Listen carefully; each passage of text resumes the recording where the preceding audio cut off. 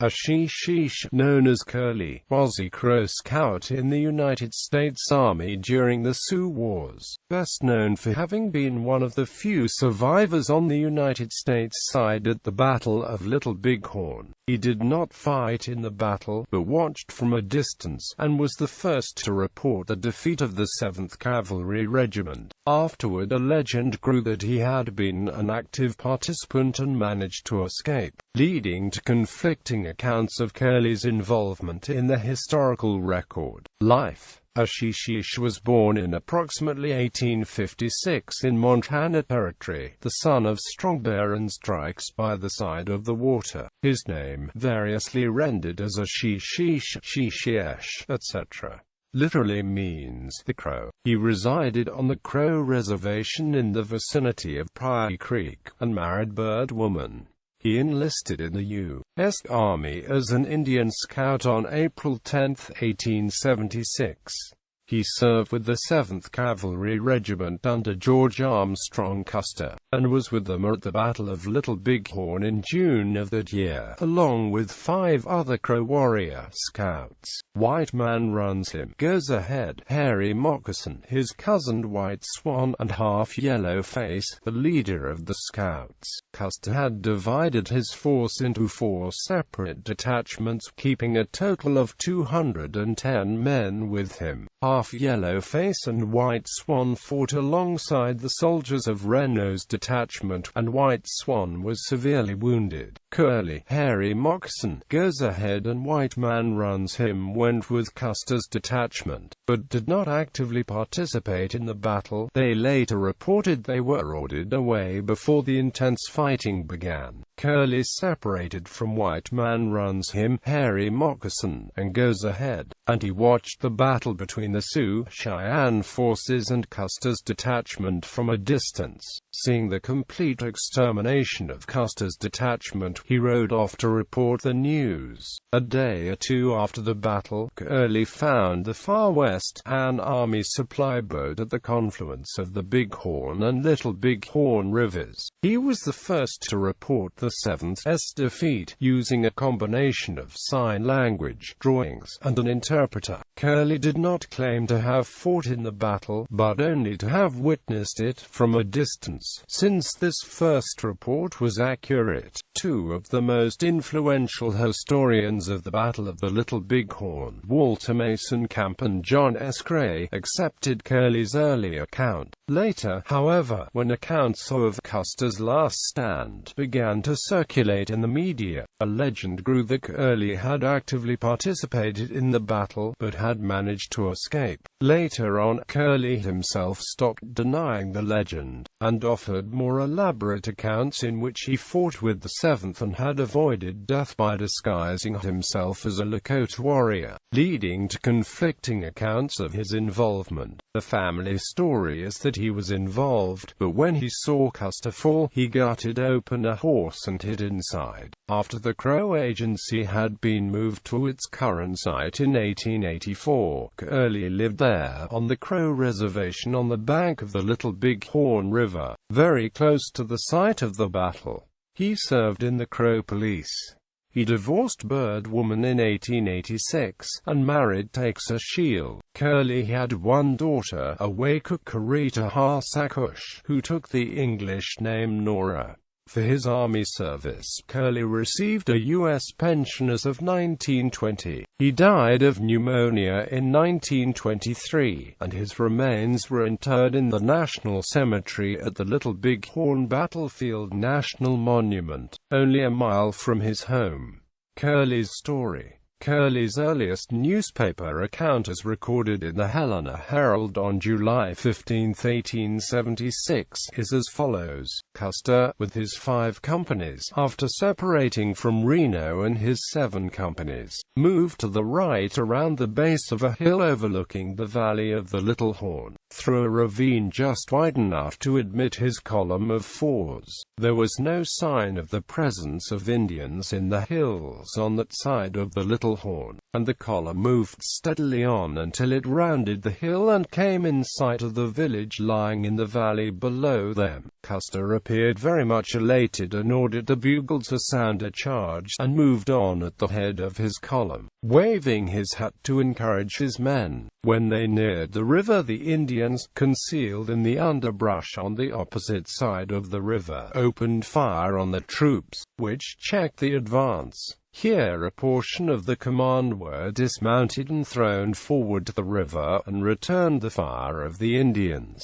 During this time the warriors were seen riding out of the village by hundreds, deploying across his front to his left, as if with the intention of crossing the stream on his right, while the women and children were seen hastening out of the village in large numbers in the opposite direction. During the fight at this point, Curley saw two of Custer's men killed, who fell into the stream. After fighting a few moments here, Custer seemed to be convinced that it was impracticable to cross, as it only could be done in column of fours exposed during the movement to a heavy fire from the front and both flanks. He therefore ordered the head of the column to the right, and bore diagonally into the hills downstream, his men on foot leading the horses. In the meantime the Indians had crossed the river in immense numbers, and began to appear on his right flank and in his rear, and he had proceeded but a few hundred yards in the direction the column had taken, when it became necessary to renew the fight with the Indians who had crossed the stream. At first the command remained together, but after some minutes' fighting, it was divided, a portion deployed circularly to the left, and the remainder similarly to the right, so that when the line was formed, it bore a rude resemblance to a circle, advantage being taken as far as possible of the protection afforded by the ground. The horses were in the rear, the men on the line being dismounted, fighting on foot. Of the incidents of the fight in other parts of the field than his own, Curley is not well informed, as he was himself concealed in a ravine, from which but a small portion of the field was visible. The fight appears to have begun, from Curley's description of the situation of the sun, about 2:30 or 3 o'clock p.m., and continued without intermission until nearly sunset. The Indians had completely surrounded the command, leaving the horses in ravines well to the rear, themselves pressing forward to attack on foot. Confident in the superiority of the numbers, they made several charges on all points of Custer's line, but the troops held their position firmly, and delivered a heavy fire, and every time drove them back. Curley said the firing was more rapid than anything he had ever conceived of, being a continuous roll, as he expressed it, the snapping of the threads in the tearing of a blanket. The troops expended all the ammunition in the belts, and then sought the horses for the reserve ammunition carried in the saddle pockets. As long as their ammunition held out, the troops, though losing considerable in the fight, maintained the position in spite of the efforts of the Sioux. For the weakening of the fire toward the close of the afternoon, the Indians appeared to believe their ammunition was about exhausted, and they made a grand final charge, in the course of which the last of the command was destroyed, the men being shot where they lay in the position in the line, at such close quarters that many were killed with arrows. Curley says that Custer remained alive through the greater part of the engagement, animating his men to determined resistance, but about an hour before the close of the fight, he received a mortal wound. Curley says the field was thickly strewn with dead bodies of the Sioux who fell in the attack,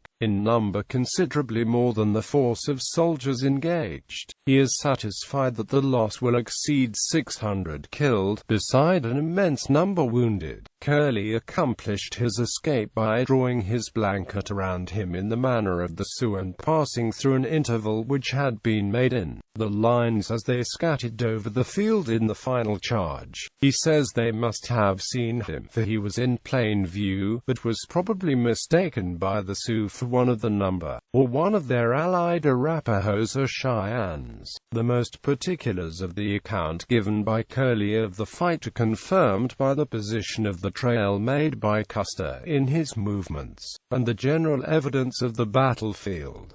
Only one discrepancy is noted, which relates to the time when the fight came to an end. Officers of Renault's command who, late in the afternoon, from high points, surveyed the country in anxious expectation of Custer's appearance, and commanded a view of the field where he had fought, say that no fighting was going on at the time, between 5 and 6 o'clock. It is evident, therefore, that the last of Custer's command was destroyed at an earlier hour in the day than Curley relates. Thomas LaForge, in his autobiographical narrative, stressed that the Army expected scouts to be non-participant in skirmishes and added this recollection: "I interpreted for Lieutenant Bradley when he interviewed Curley, several days after the Custer battle had occurred. He was spoken of then as the sole survivor of the disaster, but he himself did not lay claim to that kind of distinction. On the contrary, again and again during the long examination of him by Bradley, the young scout said, 'I was not in the fight.' When gazed upon and congratulated by visitors, he declared, 'I did nothing wonderful. I was not in it.' He told us that when the engagement opened he was behind with other Crows. He hurried away to a distance of about a mile, paused there, and looked for a brief time upon the conflict. Soon he got still farther away, stopping on a hill to take another look.